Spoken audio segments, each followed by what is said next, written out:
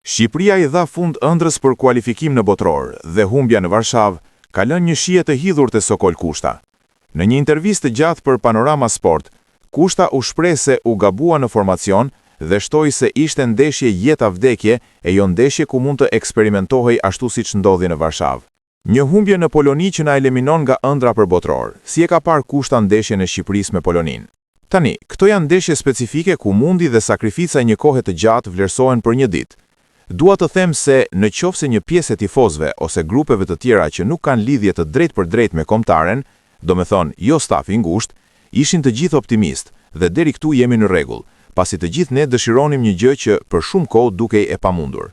Vjen puna tek një person që është trajneri dhe duhet të ndërlidh të gjithë pjesën përbërëse të ekipit për një ndeshje, dhe unë them se gaboj. Është e vërtetë që disa persona nuk e pëlqyen këtë. Disa thonë se na çoi Silvinjo aty, na çoi këtu.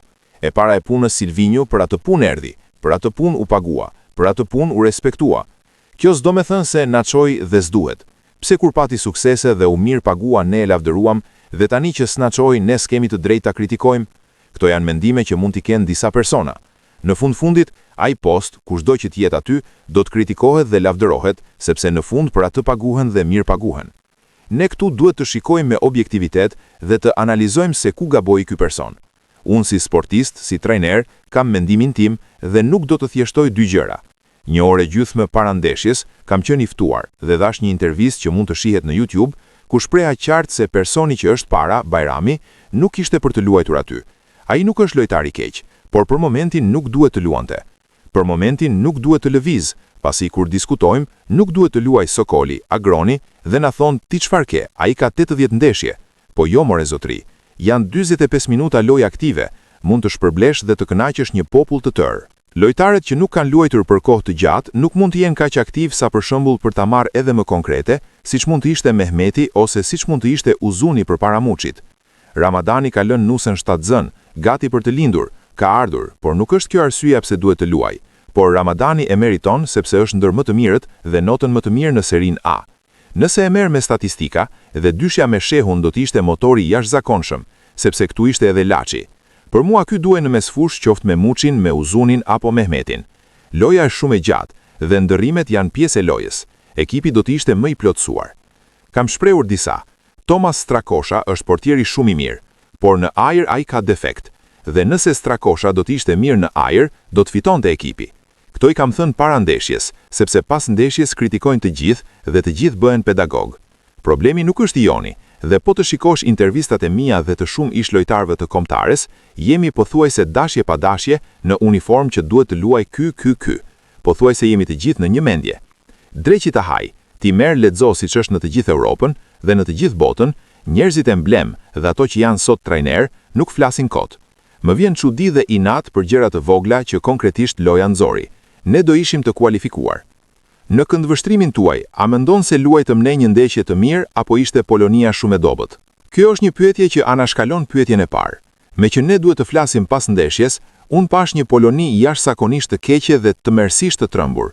Shumica e rasteve që bëm ne si kombëtare, i bën për shkak të gabimeve të tmerrshme të tyre, jo si rezultati i lojës son.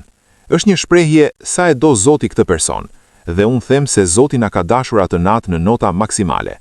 Të fillosh një ndeshje me 50.000 spektatorë në vendin pritës me rezultat 0-1 është një mundësi e artë. Është fakt sikur ka zbritur Zoti poshtë. Çfarë ndodh në këto situata? Ekipi kundërshtar asnjëherë nuk bie dakord me këtë rezultat. Dhe çfarë do të bëj? Do të dalë me shumë forcë përpara. Është strategji, është mendim, është ritëm që nuk do ta pranoj ai ekipi që po mundet. Dhe në këtë rast çfarë do të bëj? Do ta kundërsulmoj. Dhe është sërish diçka që ta solli Zoti. Qoftë për gabimin e parë të tyre, sepse ne dolëm disa herë. Çfarë duhet të bëj sporti ose Zoti që t'jetë ty atë natë më shumë që të fitosh ndeshje? Do them, ne kishim të gjitha mundësitë. Nëse unë kisha një mendim para ndeshjes, shumë, 45%, thash inshallah të dalim barazim, dhe pastaj ato 30 minutat ja lëm në dorën Zotit. Me Zotin na filloi mirë, pasi në 15 minutat e para ishim 0-1. Ta fillosh ndeshjen 0-1 është një fat i madh për trajnerin dhe për psikologjinë e ekipit. Supozojmë se u barazua, prap ishe ti superior me barazim. Apo jo, ti je një njeri normal, një specialist futbolli pyet. Ky zotri e sheh mirë se Bajrami çedon, por edhe Hoxha që është shumë i mirë, por duhet ta marrësh para ndeshjes dhe i thua, jep gjithë mundësitë e tua për një orar të caktuar, pasi ka kohë që nuk luan. Ndeshja e Kombëtares nuk është ndeshje kampionati. Kemi ndeshje të tjera, presim ndeshjen e 4 e 5 dhe rikuperojmë pikët. Jo, është jeta vdekje. Kështu që çfarë del për të qenë? Që ti nuk mund të aktivizosh lojtarë që nuk luajnë dhe që nuk kanë minuta, por atë në formë. Zëvendësimet janë për freski dhe jo kur të duash ti, i bën në minutën e 82. Për çfarë? Çfarë pret në atë minutë? Tjetra, është një gjë. Ekipi duhet të ketë freski në mesfush. Ti fal Zotit ke lojtarin më të mirë si Ramadani dhe nuk e aktivizon për ato frymëmarrje. Aslani u lodh, Shehu u lodh, Laçi u lodh. Nëse do të shikojmë, organizimi dhe mobilizimi është në mesfush. Fati keq. Nga Hysaj nuk pres të jetë motorik, por kishte mundësi të ndihmonte më shumë, sepse ka eksperiencë. Gradualisht do të dorëzoj fanelën dhe duhet më motorik. Për Mitajn ishte ndeshja më e keqe e tij fatkeqësisht. Janë një sër gjërash që duhet të fusje Brojan kur u barazua. U lan hapësira dhe Broja është lojtar hapësire. Do ndëroje Bajramin dhe Hoxhën, do të fusje Brojan, kishte Muçin 40 minuta dhe jo vetëm 5 minuta apo Anasjeltas. Është fat i madh kur ke një ekip që mund të bësh alternativa.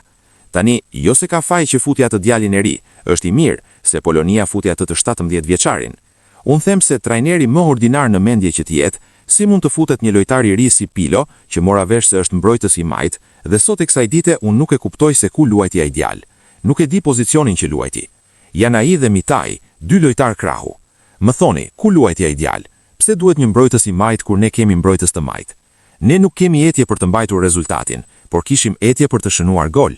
Kemi Brojan, Mehmetin, Muçin, Uzunin, lojtar spektakolar. Dhe sido që t'jetë Broja, ai 25 minuta duhet jetë absolut. Nuk mund futesh Muçin 10 minuta, pasi loja është 2 minuta aktive. Nëse bëjmë analizë, duhet të heqim dorë nga ky na çoi aty. Kjo është mendje madhësi. Ne duhet të analizojmë pse nuk shkuam në botror. Nuk duhet të lavdërojmë për kompensim të sharjes, apo të shajmë për kompensim të lavdrimit. Unë kam dëgjuar në ditët e fundit shumë analiza, shumë komente, dhe duhet analizuar pse ka luajtur Pilo. Në ndeshjen më decisive të jetës, pas një ndeshje me ekipin kombëtare, ti i jep një mundësi një lojtari që është mundësi e artë, i jep shansin dikujt që nuk ka as një minutë në kombëtare. Ekipi kombëtar është ndërlidhje dhe kimi mes lojtarëve. Janë shumë lojtarë në botë që janë të mirët dhe nuk luajnë në kombëtare sepse ju mungon kimia.